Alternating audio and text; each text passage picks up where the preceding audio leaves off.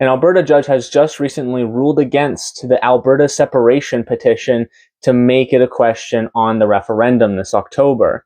What does this mean for Alberta? What does this mean for Canada? What does this mean for you? Well, let's get into it. As we all know, there's a referendum in Alberta this October, set for October 19th, and a petition in the province has been getting widespread support and a lot of notoriety because of said support to get should Alberta separate from Canada to be on that referendum.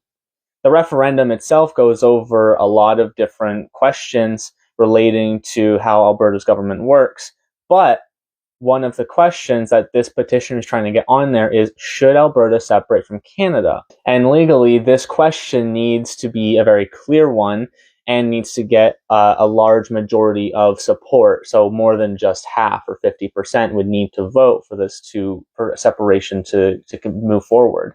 The judge in question referenced the fact that Native Americans needed to be included more in this decision in order for it to be what they deemed legal.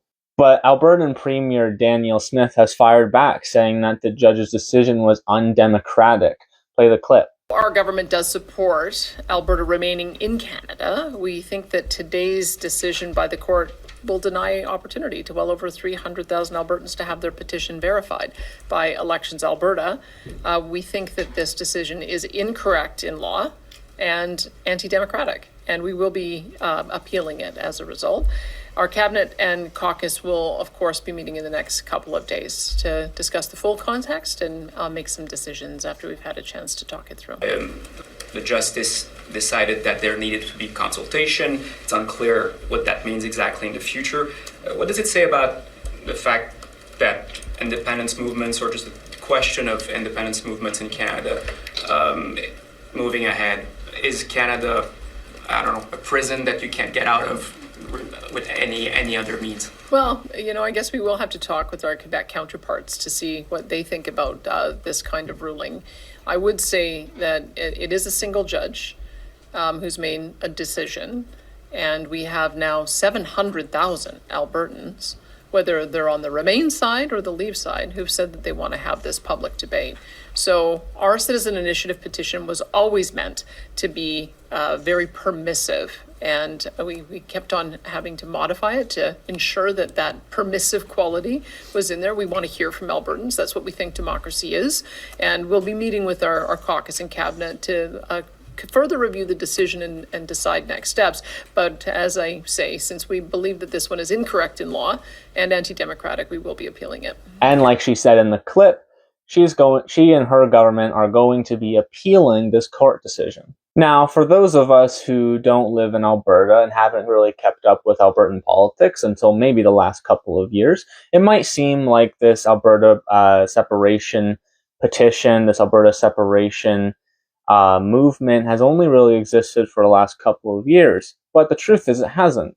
The province entered the Confederation of Canada back in 1905, and ever since then, there's always been a small group of people who've wanted to leave. In the 1930s, the movement transformed into a federal political party called the Social Credit Party that was there to support the rights and interests of those in Alberta.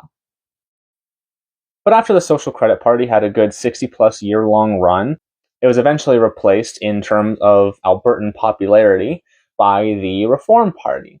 And then when Stephen Harper came along and united the right of the Progressive Conservative Party and the Progressive Conservative Party into one National Conservative Party, the majority of the province has been consistently voting that way ever since. And in the last couple of years, especially since Justin Trudeau took office in 2015, Albertans have felt like the federal government has been stepping all over what they value for the past 11 years. And despite consistently more than half of the population voting Conservative for the majority of the last 20 years, they haven't seen real change. One of the biggest job markets in Alberta is in the oil and gas sector, for example, and Albertans have been frustrated with the Trudeau government and the Carney government stepping all over their oil and gas resources and refusing to build pipelines, Justin Trudeau outright being against them. And not just that, but socially, Alberta is incredibly conservative and is incredibly frustrated with the sort of woke social agenda that the Liberal government's been pushing in schools and in the workplace and on issues such as trans rights and abortion. Now, I know that not all of Alberta is conservative, but that is the general trend. But what does separation look like going forward, and what does it mean for the rest of Canada? Like I just laid out, Alberta separation has been a very long developing issue over the course of over 100 years now. Similar to Quebec separation, it has been something that's just a part of the Canadian conversation, and it probably will be for a very long time, if not ever. And if this referendum continues to go through, let's say in scenario 1, Danielle Smith's appeal is successful and the question is on the ballot, even if the vast majority of Albertans, and it would legally need to be a vast majority of them, do vote for separation. I think it's probably going to need to be about 2/3, although I'm not sure if there's a specific number laid out in the law. Let's say it's about 2/3, even if the separation question gets that much support and that many people want to separate, it would go to the House of Commons where it would need to be voted on. Now, let's say, again, a vast majority of people want this thing. You never know how the vote's going to turn out. But that being said, knowing how the Mark Carney government seems to like to do things, and knowing the feelings of everyone else in the House, I know that the Conservatives there seem to at least be mostly Federalists. I'm not sure that the vote there would be successful. In fact, I'm almost certain that it wouldn't, at least in the current government. But if the appeal is unsuccessful and the judge ruling is final, then this would definitely be a temporary roadblock in separation, and they would probably need to wait until some other referendum to be able to ask this question again. Or, on the contrary, they would need to edit it or edit their process, maybe get First Nations involved, whatever the judge would need to maybe be able to change their mind. But in either case, separation, even if it were to go through, is still a very long process ahead. It's not like you vote yes on October 19th, let's say the question's even on there. Let's say you vote yes, it's not like if majority of people vote yes, it just magically separates. It would be still a very, very long process. And my fear is that people will go into it thinking that that's what's going to happen. And then when it doesn't immediately separate, a lot of people are going to be frustrated. There'll be protests. Things might go a little crazy. I want to educate people to let you know that if you are a separatist, it's still going to be a long process. Now, I'm a big proponent of fighting for what you believe, and I disagree with separation, but if it's what you believe in, and you truly do believe in it, then I would encourage you to fight for it. There are benefits. The benefits would be that you guys would be able to make your own laws. You'd be independent. There would be downsides, that being that you would be landlocked and you would have to rely on either the US or Canada to get your exports to seas, but there are other successful landlocked countries. In Europe, let's say, Austria, Luxembourg, Liechtenstein are all examples of very successful landlocked countries. So it wouldn't be impossible. But I want you guys to be realistic and understand that it is going to be a very long process, whatever the outcome is. But this brings us back to the court decision. Something that's been kind of a battle for people who are pushing for separation is the fact that there's this narrative going around that Native American people are, or Indigenous people, whatever you might want to call them, are incredibly against separation.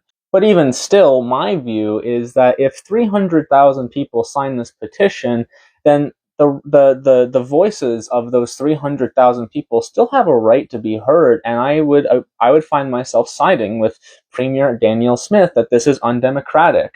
If there are groups of people that don't want to separate from Canada, that's fine. But then it's on them to convince the people who do want to separate why we shouldn't. And this is coming from a federalist. I don't want Alberta to separate. But if enough people believe in something, then it's up to the rest of us that disagree to convince them that they're wrong, or get convinced ourselves that they're on to the other side through democratic debate. That's the whole point of a democracy, is to debate these ideas, and naturally, whoever has the most convincing argument should win out in a group of open-minded people. personally, why I'm for unity, my argument is that Canada is a team effort, and it's always been a team effort since our foundation in 1867. It was a team effort for us to get separated from the United Kingdom, and it's been a team effort to work together ever since. And I disagree with the notion, whether it comes from Quebec, whether it comes from Alberta. Hell, if my home province of New Brunswick wanted to separate, I would also be against it, simply for the fact that I believe Canada is a team effort. And you can't back out of that team because we were all born into that team. And it's far more productive, in my view, for us to move forward together and find a solution to the problems that we're facing and continue to find hope, even if it looks hopeless.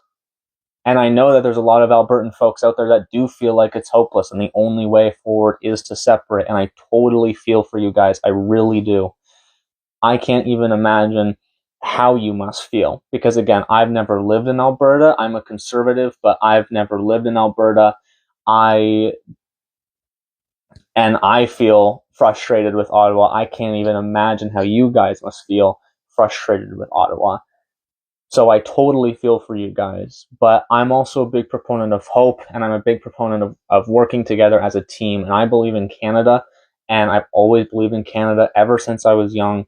That's why I'm a federalist. That's why I don't want to see separation in Quebec, in Alberta. Instead, I want all provinces with our own unique identity, their own unique cultures to thrive and to embrace what makes us us without a federal government stepping all over our provincial identities. And that's something I think we need to bring back. I feel like Canada's lost a lot of our provincial identities, and I would love to see people relate just as much to being an Ontarian or a Manitoban or an Albertan or a Quebecer or a British Columbian, or in my case, a New Brunswicker, a Maritimer, as much as we are Canadians.